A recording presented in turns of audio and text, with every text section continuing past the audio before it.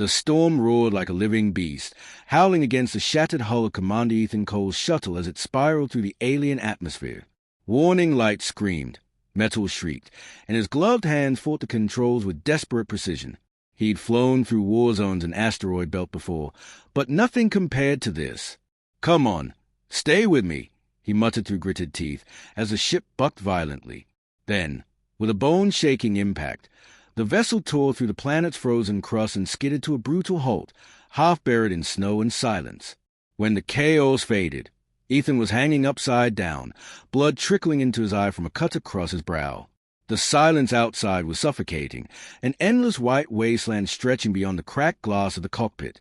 Temperatures plummeted to deadly lows. If he didn't find shelter soon, he wouldn't last a day. He suited up, grabbed his emergency kit, and stepped into the blizzard. Each step sank knee-deep into the snow. Every breath burned his lungs. He'd come here chasing a strange quantum signal, something humanity had never seen before. Now, stranded and alone, that signal felt more like a curse. Then, movement. A flicker of color against the endless white. Instinct took over. Ethan raised his pulse rifle, scanning the horizon. From the storm emerged figures, tall, armored, graceful, not human, and at their center, she was taller than any being he'd seen, 8 feet of fierce elegance, skin like burnished copper beneath ornate battle armor. Her golden eyes narrowed as they fell on him. "Human," she said, her voice deep and resonant. "You stand in the sovereign lands of the Zorinthian Empire. Surrender or be annihilated." Ethan lowered his weapon just enough to show he wasn't suicidal. "I'm just here for a warm welcome and maybe a cup of tea." The soldiers shifted uneasily, but the Queen didn't smile. She studied him, not as an enemy, but as something beneath her. "Your kind is reckless, weak. The idea of mixing your blood with ours." Her lips curled into a cold laugh. "Unthinkable." Ethan met her gaze without flinching. "Funny. History says the same thing about every alliance before it changes the universe." And for the first time, the Queen's eyes lingered a second too long. The journey to her fortress was silent, broken only by the crunch of boots against the snow and the distant rumble of alien engines. Ethan walked surrounded by armed guards, pulse rifle confiscated, pride still intact. Every few steps, he glanced up at the towering figure ahead of him, Queen Serathia.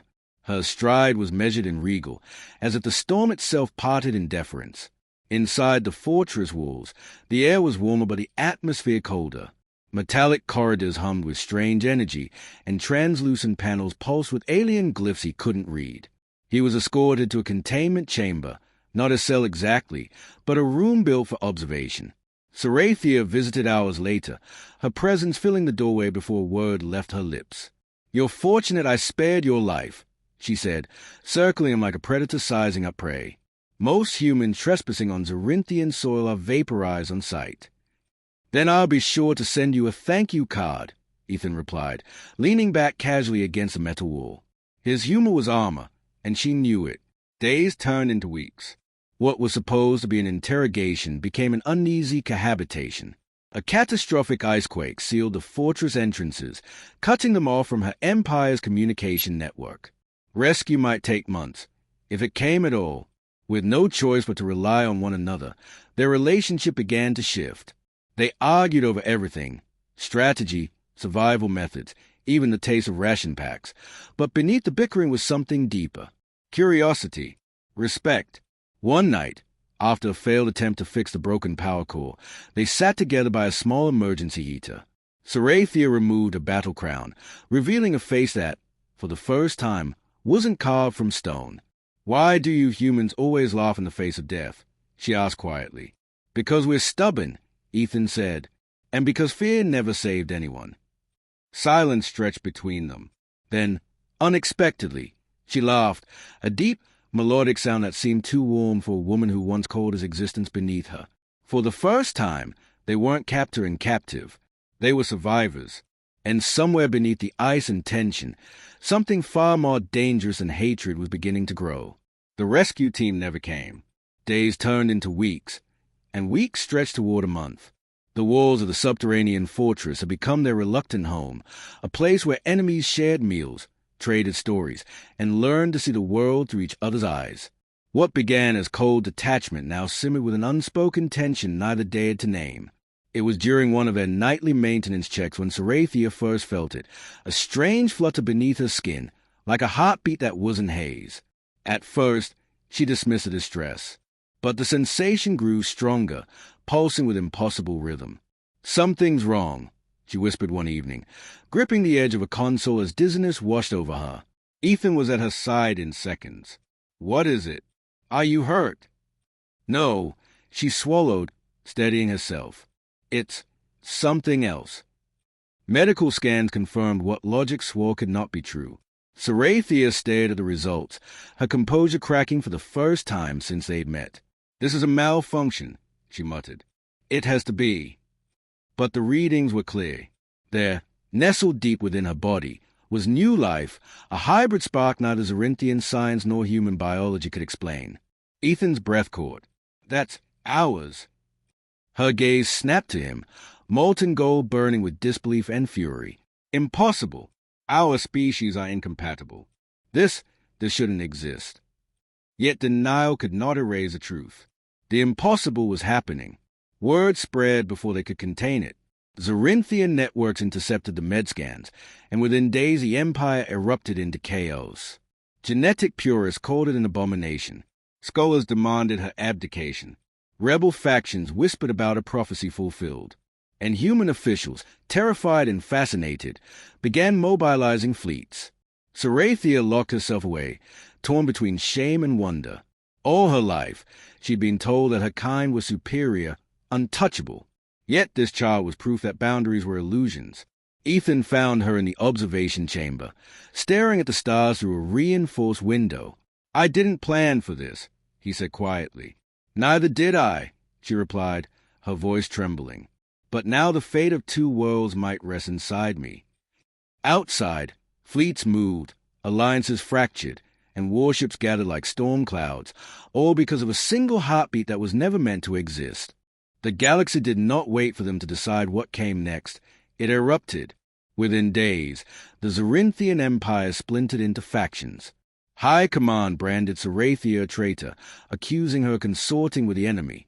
Religious extremists called the unborn child a harbinger of apocalypse.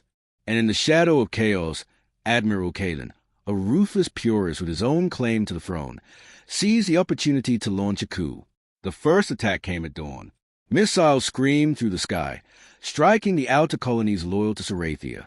Ethan watched the live feed in horror, entire cities reduced to molten glass. Humanity, terrified by the scale of Zorinthian aggression, readied its fleets. Two civilizations now teetered on the edge of annihilation. In the midst of it all, Sarathia's condition worsened. The child was growing at an unnatural pace, altering her physiology and linking her thoughts to Ethan's in ways neither of them understood. She saw fragments of his memories, felt flashes of his emotions. And he, in turn, sensed her fear, not of death, but of what the universe might do to that child if it ever saw the light of day. They had no choice but to run. Guided by a network of loyalists, they fled the capital aboard a stolen dreadnought, evading Kalen's patrols as they raced toward the Outer Rim. Their destination, a hidden resistance fleet still loyal to the crown and willing to fight for the future Sarathian now carried. The journey was brutal. Supply lines were cut, allies betrayed them, and Kalen's warships hunted them relentlessly. At one point, they barely escaped an ambush, Ethan piloting their ship through the shattered rings of a dying moon while enemy fire turned the sky into a storm of plasma. But it was during one quiet night, hidden within a nebula, that Sarathia finally spoke the truth she had been avoiding. "I spent my life believing strength meant purity," she said softly, watching stars flicker beyond the viewport. "But this child, our child, might be the only thing strong enough to change everything." Ethan reached for her hand, and for the first time, she didn't pull away. Outside, war raged like a wildfire, but inside that small ship, hope refused to die. The final battle began without warning. As Sarathia's ship broke through the veil of the nebula, Kalen's fleet was waiting, a wall of warships stretching across the void, their weapons already primed. On the other side, human vessels appeared from hyperspace, drawn into the chaos they had once tried to avoid. What started as a forbidden bond between two individuals had now escalated into a war that could end civilizations. But Sarathia was done running. "Open a channel," she commanded, her voice carrying a calm that masked the storm within her. "All frequencies." Her image beamed across both fleets, no longer a fugitive queen, but a leader ready to decide the fate of billions. "This child is not a weapon," she declared. "It is a bridge, a chance for a future neither of our species could create alone. Fire upon us if you wish, but understand that in destroying us, you destroy the best hope your children will ever have." The words rippled through the ranks. Some captains lowered their weapons. Others hesitated. And in that fragile moment of uncertainty, the universe shifted again. A violent tremor tore through the ship. Sarathia doubled over, pain flashing across her face. "It's time," she gasped. The child was coming, and faster than anyone had expected. While medics rushed her to the infirmary, Ethan armed himself and took to the corridors, intercepting Kalen's boarding party. Blaster fire roared through steel passageways as human and Zorinthian loyalists fought side by side. Ethan moved like a man possessed, not fighting for survival, but for the future that waited just beyond that delivery room door. Then, silence. A pulse of energy rippled through the ship, strong enough to knock out entire systems. Ethan stumbled to his feet and ran to the infirmary, where Sarathia lay exhausted but alive, a faint smile on her lips.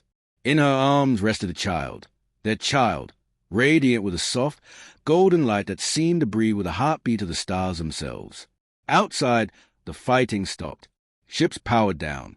Soldiers stared skyward as if witnessing something holy.